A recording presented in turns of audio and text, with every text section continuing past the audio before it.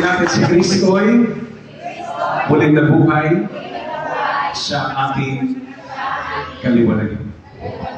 Amen? Sa ating magkapatuloy, may God add blessings to His words. And our message for tonight was entitled, Samantalang kayo nakikinig. Our message for tonight was entitled, Jesus came to His disciples. Sabihin natin, Jesus came to His disciples. So to speak, sa madaling sabi, dumating si Jesus sa kanyang mga alagad. Sabi natin, dumating si Jesus, hindi late. Dumating si Jesus sa kanyang mga alagad. Mamaya-maya kaunti, brothers and sisters, habang tayo po'y nakikinig, kayo po'y nakikinig siya ng mabuting balita, mamaya-maya kaunti, aalamin natin. Are you listening? Ano nga po ba, brothers and sisters, no? Ang dahilan na pinapan, or sa madaling sabi, no? Kailan, so to speak, kailan dumating si Jesus? Are you listening? Ikinig ko ba kayo? Ayan. So ang ating message is all about Jesus came to His disciples, no? Si Jesus ay dumating sa kanyang mga alagad at ang tanong, brothers and sisters, na mamaya ibibigyan natin kasagutan, ang kapatid ko minamahal, kailan nga ba dumarating si Jesus? Sa kanyang mga alagad, brothers and sisters, sa atin.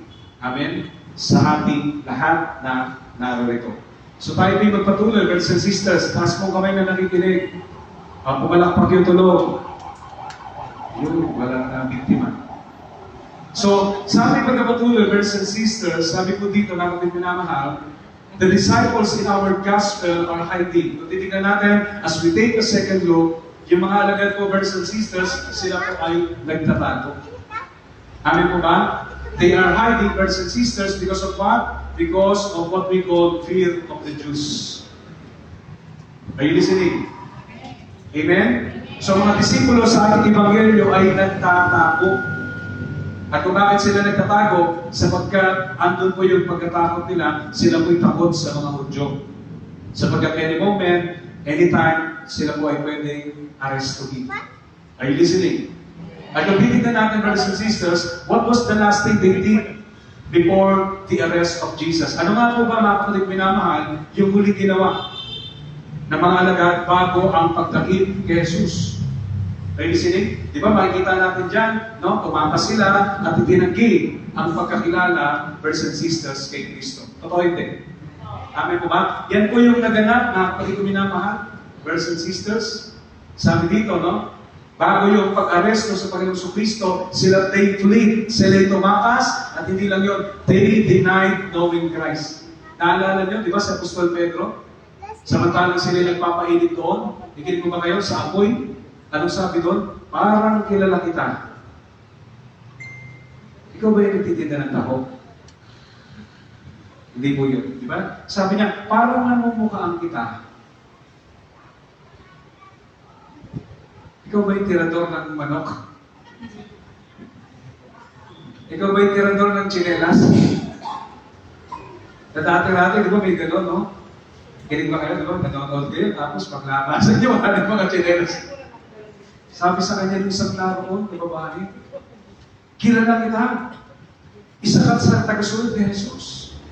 Anong sabi niya? Babae, hindi ko nalalaman yung pinagsasabi mo. Wala akong alam dyan.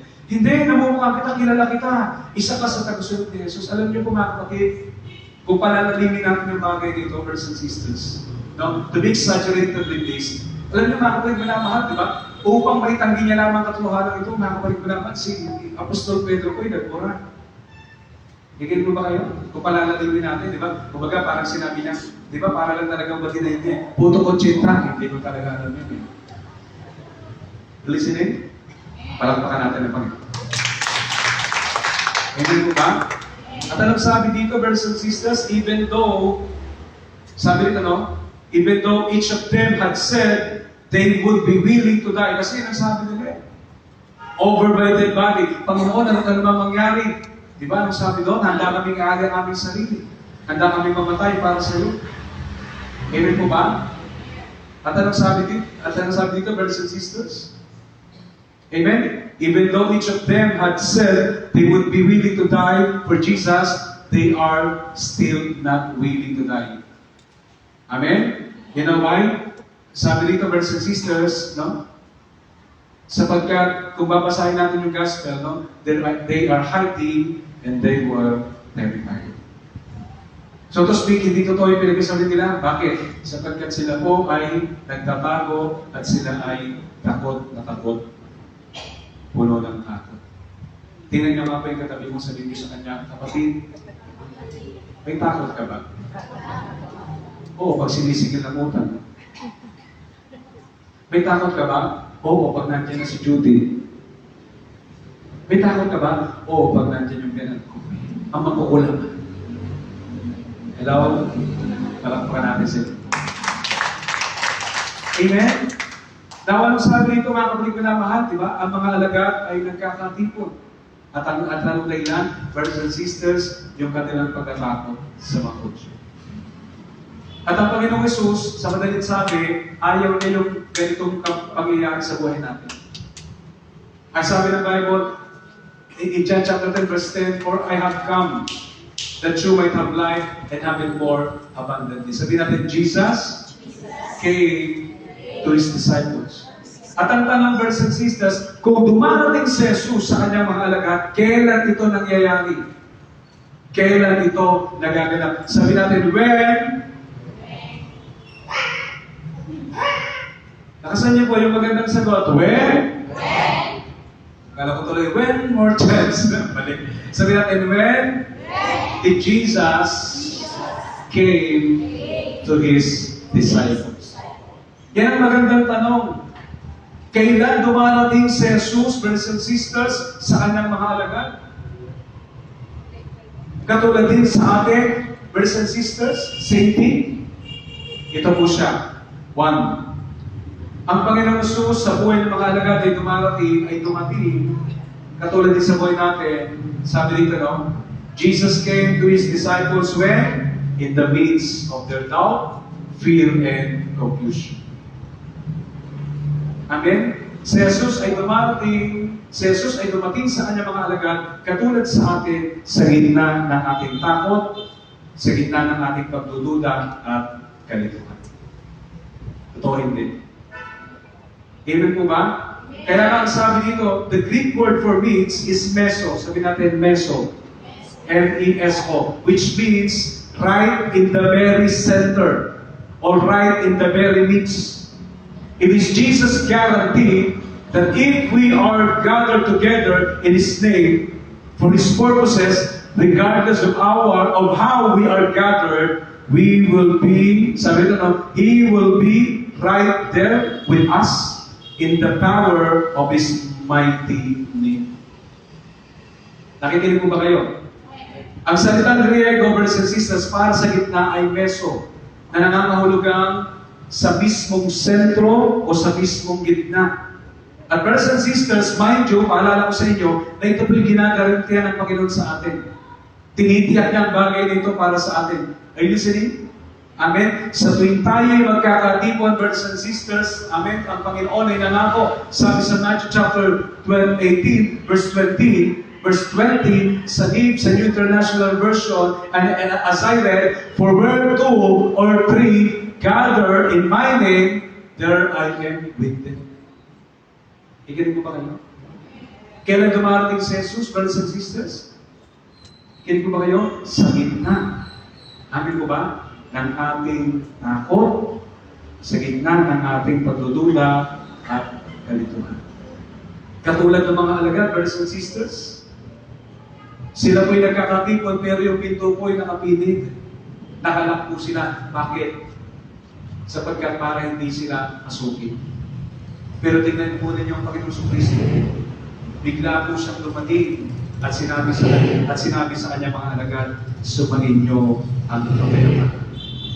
Yan, brothers and sisters, no? Ang patunay. Amin ba? Kung kailan dumarating si Jesus, at siya'y nalaganap, nakabalik mo na mahal sa gitna ng ating takot, sa gitna, brothers and sisters, sabi rito nakabalik na mahal ng ating pong sabi rito sa gitna ng ating takot, sa gitna ng ating pagdududa, sa gitna ng ating kalituhan. Are you listening?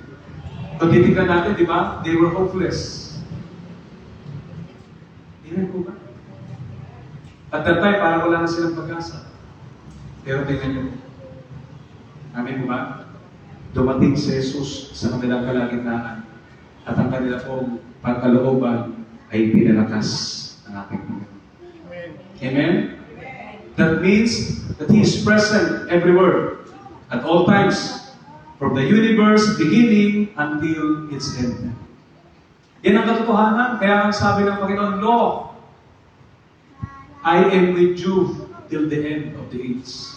Huwag niyong kakalimutan, lagi niyong tatandaan, ako'y laging kasama ninyo sa habang panahon. Simula nang magsimula ang mundong ito, simula nang umiral ang mundong ito, hanggang sa panahon natin ngayon, brothers and sisters, ang Diyos ay kasama natin, ang Diyos ay sumasama.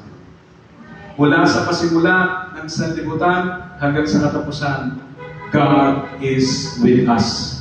Are you listening? Kaya napakagandang malaman natin that God is omnipresent.